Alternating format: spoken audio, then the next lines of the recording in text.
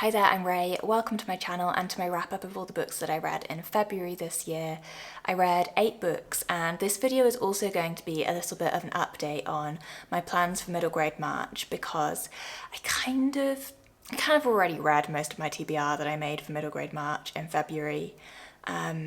Basically, I just got really down towards the end of February. I think everybody has been really anxious and worried with the war that's happening in Ukraine, and myself definitely included. I knew that what I wanted to do was to read all of the middle grades that I'd planned to read in March, so obviously I did. So I'll split this video into 2 parts. I'll talk about the adult books which I read during February, and then I'll talk about all of the middle grades that I read. Some of them were middle grade March ones, some of them weren't, but I will group them all together for the second half of this video.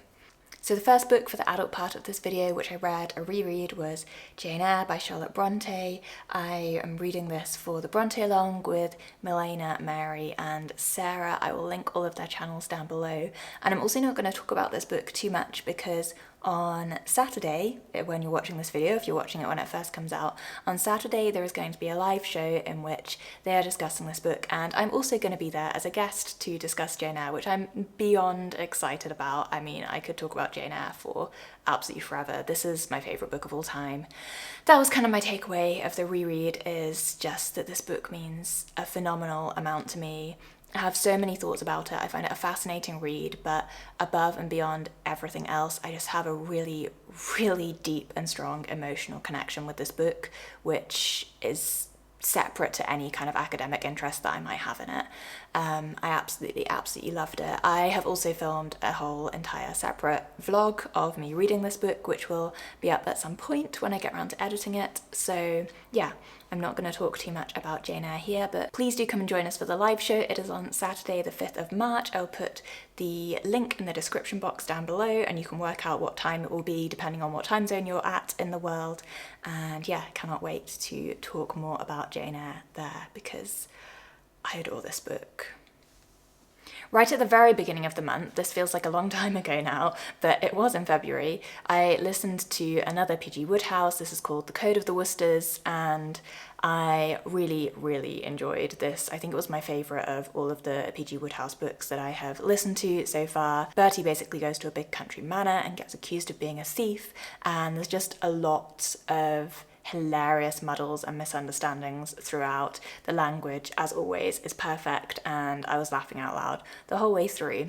Very highly recommend. I think if you hadn't ever read a P.G. Wodehouse, not that I am an expert because I still have read very few, but I think this would be a great place to start as one that was just like extremely entertaining. And then my last non-middle grade read was Norwegian Wood by Haruki Murakami. I read this as a buddy read with Becky from the channel Teacup the Storyteller. I will link her channel down below. Do go and check her out if you don't subscribe already. Her channel is absolutely gorgeous. I finished this just yesterday, so I'm filming on the 1st of March. I finished this on the very last day of February, and I have such mixed feelings about it. I will be so intrigued if you've read Norwegian Wood to hear what you think of it. If you've read any other Murakami, to tell me whether you think that it's worth me trying more of his work, because basically what happened, I went into this book knowing nothing about it, literally nothing about it, except that Murakami was a famous writer. Like, I didn't know that the title was a reference to the Beatles song, Norwegian Wood. I thought the story was going to be set in Norway. And so I didn't know what to expect. And in the beginning, I loved it. I found Murakami's writing absolutely beautiful. He writes with that language which is laden with symbolism and metaphor, and feels really rich and full and kind of spiritual, which is definitely a way that I feel that I see the world and something that I like to have reflected in my writing. I like beautiful, descriptive, deep, rich writing which tries to capture the experience of being alive in the world, and the way that those tiny moments in time can mean so much and can portray so much beyond what they seem to be at that individual moment. And I thought, great, wonderful, here's a new favourite author. And then the more that I progressed through it, the more unsettled I started to feel. There's a lot of misogyny in this book. So this is a very depressing story. There is an awful lot of mental illness throughout. I mean, trigger warnings for suicide is a huge part of the novel, and initially I kind of liked the way that I felt Murakami was following the impact of the trauma of losing somebody through suicide sort of throughout people's lives beyond that loss. I thought that was a really interesting topic to explore. I was totally fine with the fact that it was a really depressing novel. I know I obviously like a lot of kind of life-softening and fun and enjoyable books, but once in a while I am totally happy to read something more depressing, particularly when I feel that it is well done and poignant, and in the beginning I was feeling that this very much is what that was going to be. However, the misogyny I felt like it just grew and grew and grew, and I went from initially feeling like Murakami was writing something that was a critique of the society which had all of this misogyny as a part of it, to just feeling really, really unsure whether that wasn't his own personal perspective. The other enormous red flag that I had with this book is the way that it massively romanticizes depression and mental illness. It completely falls into that kind of trap of being like, you can be rescued from your depression by a man, which I am not down for as a message of a book. A lot of people who I know really loved this as a teenager, and I think I would have loved it as a teenager as well, because it feels like a really beautiful, tragic romance at a superficial level. But when you come to it as somebody a bit more mature, or maybe if you just were a more mature teenager than I was, it doesn't feel romantic. I found it deeply disturbing. There was also a lot of sex in this book, which I wasn't expecting.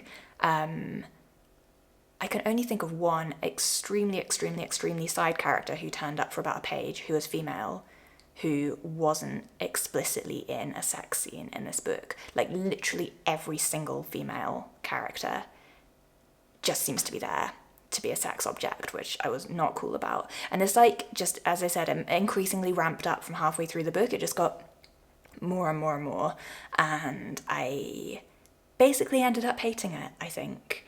I still found the writing really beautiful, and I'm really sad that I disliked it so much, but the things that I found problematic about it, I found so uncomfortable and so problematic that I can't get over them. And, you know, the nice writing, it does make it up for me.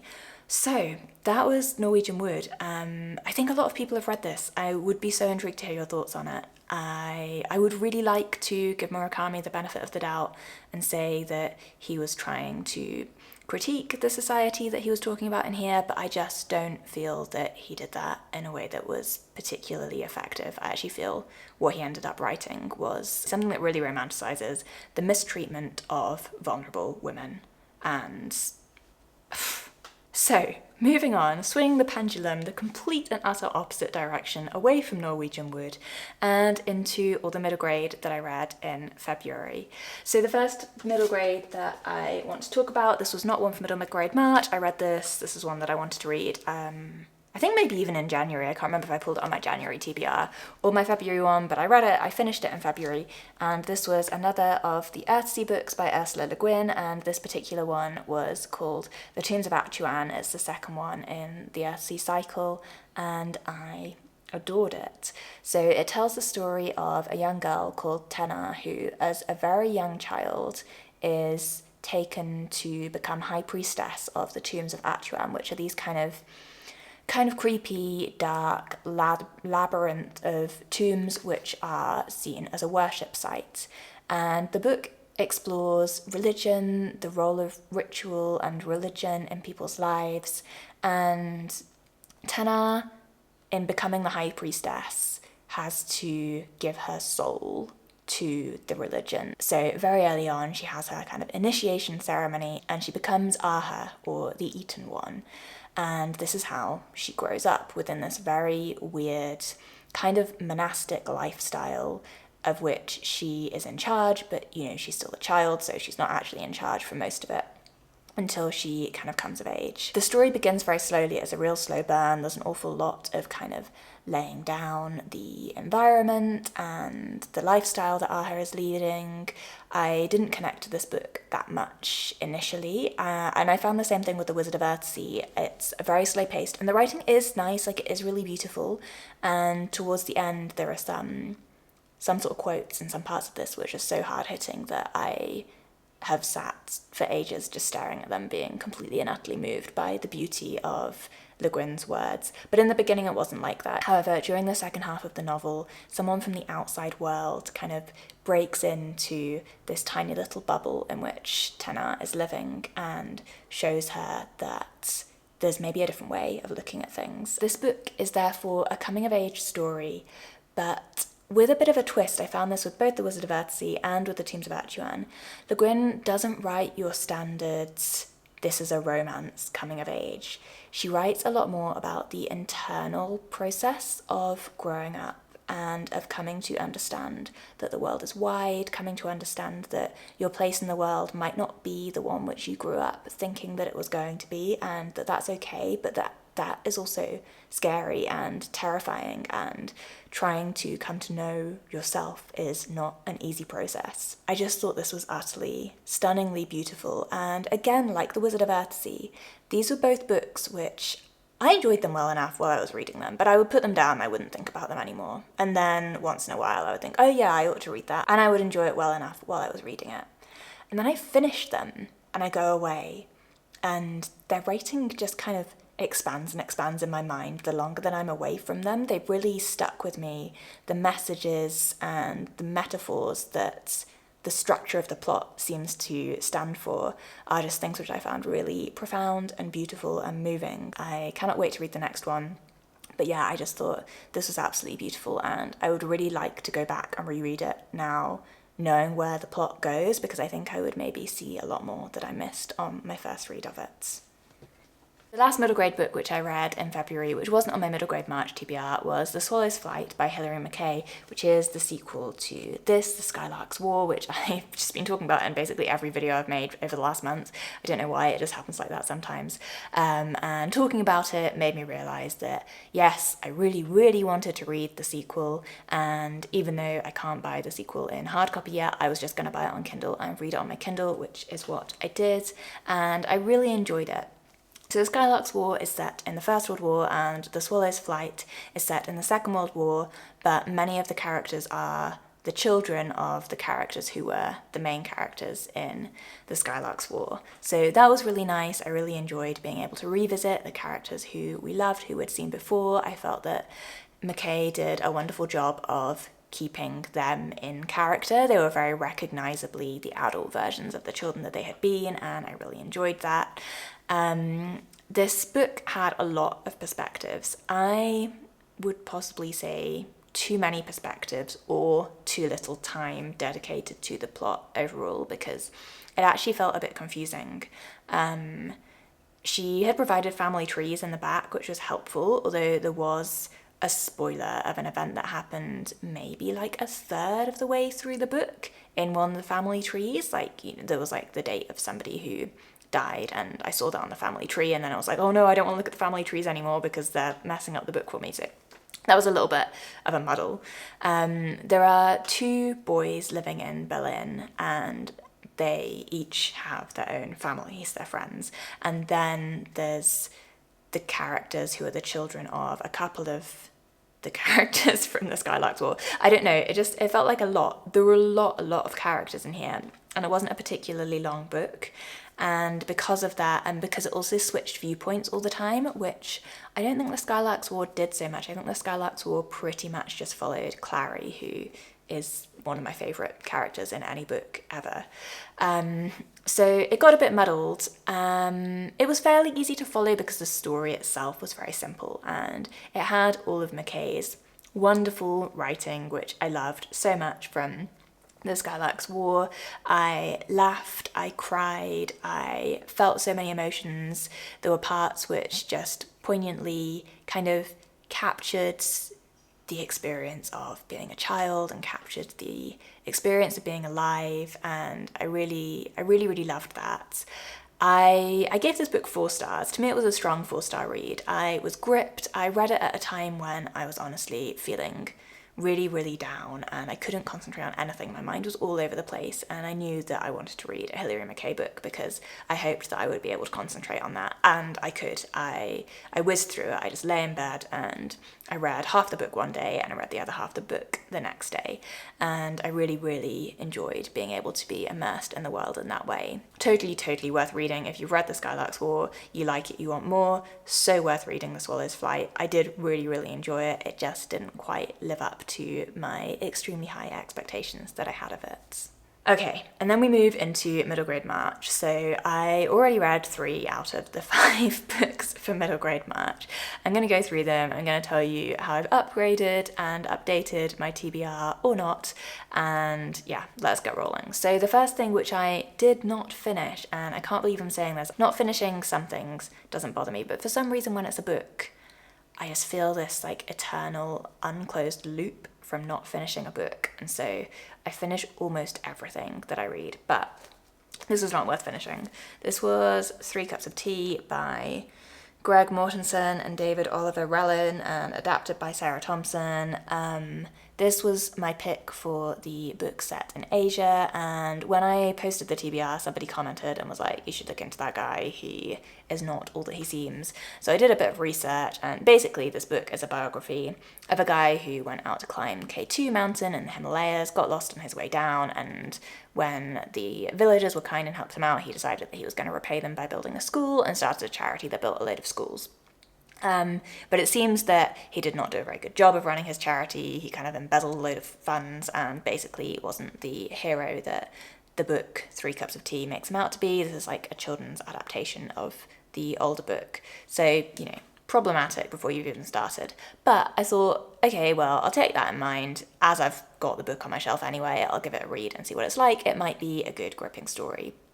And it was so badly written that I just couldn't read it. Like, I just can't imagine a child could read this.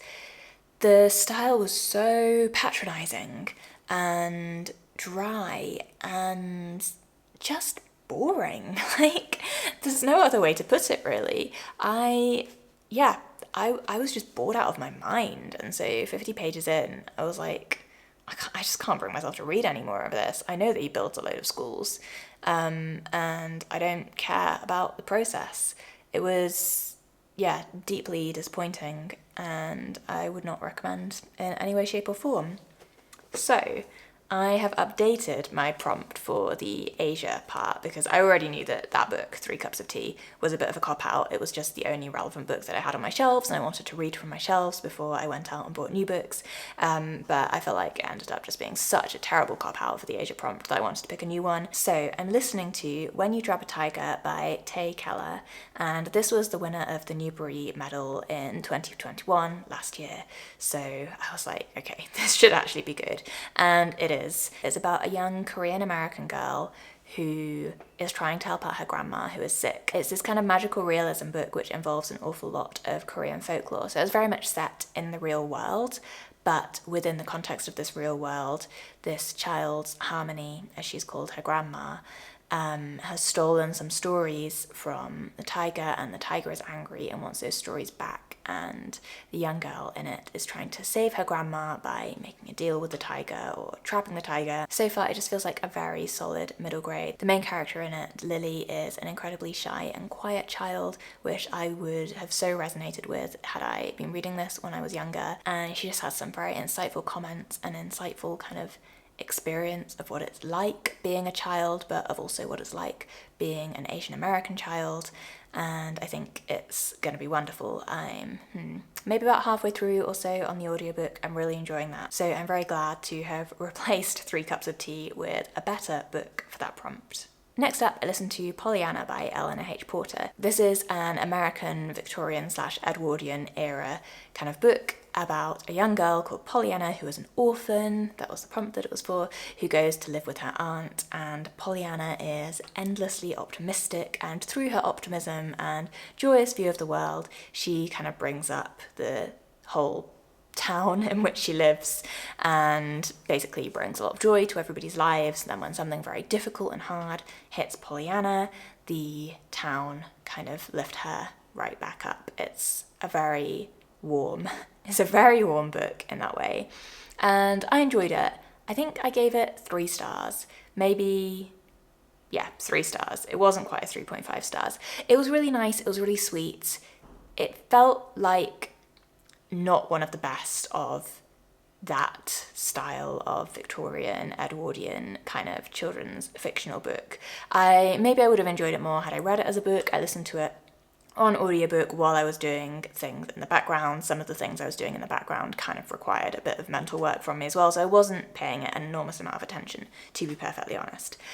It was very, very cheesy is maybe a bit strong, but it kind of was cheesy.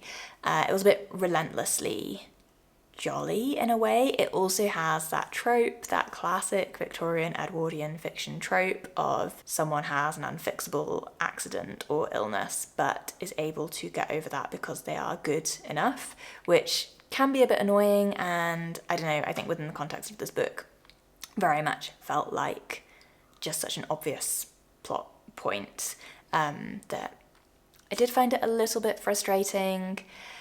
Basically, it was really sweet and it was nicely written and I enjoyed it, but whereas I would kind of compare it to like What Katie Did, maybe even Anne of Green Gables, The Secret Garden, those books for me are stronger.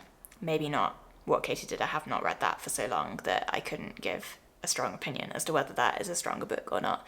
But take Anne of Green Gables, say, who I think is quite a comparable child, somebody extremely extroverted and outgoing and positive and optimistic who kind of brings people up with her and just felt a lot more rounded. Pollyanna is incredibly 2D. She basically just is glad all of the time. And it's nice. It was a nice read. I think I would have enjoyed this as a young child and I would have wanted to be like Pollyanna, and I think that would be a really positive thing. So it was a lovely book. It just wasn't one of my absolute favourites. And then lastly, I had Waiting for Anya by Michael Morpurgo. I read this as a book that is older than me prompt, even though it was only like 1 year older than me. And this is a story of a young boy who lives in the mountains in France on the border with Spain. And it's about how he comes to discover that there are Jewish children hiding within his village. This is during the time of the German occupation, and he tries to help to get those children over the border and into Spain. This was a really, really solid World War II children's narrative. I gave it 4 stars. It was beautiful, it was moving.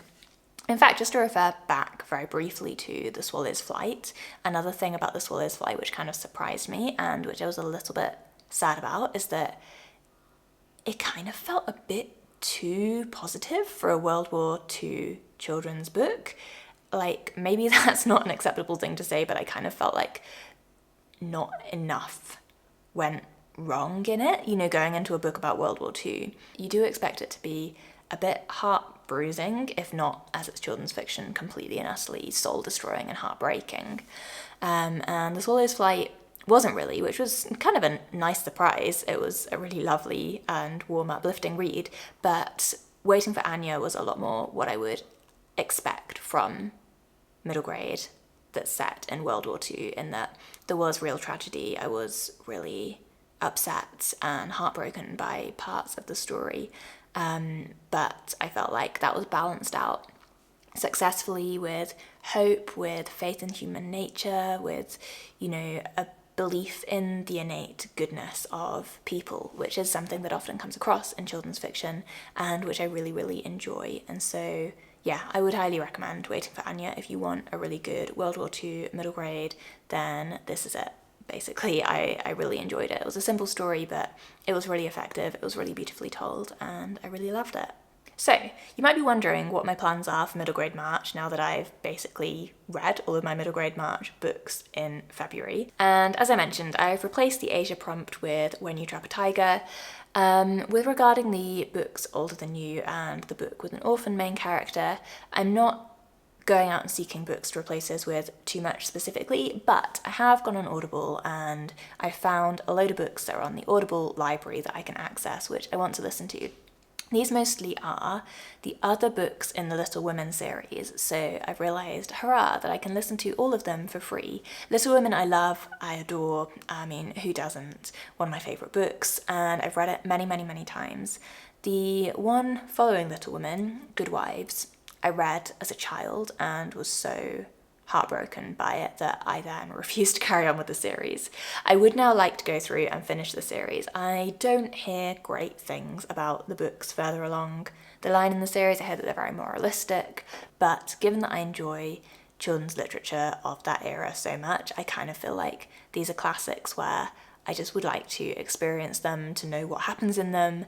And so yeah, I've got those books, and I've also got The Story Girl by Ellen Montgomery, which I'm really, really looking forward to. I've read all of the Anne books, and I've read the Emily of New Moon trilogy by Ellen Montgomery, but I haven't read any of her other like standalone books, of which there are quite a few, The Story Girl being one of them, and I know so many people absolutely adore them. So I also have that as a possibility to listen to during middle grade March.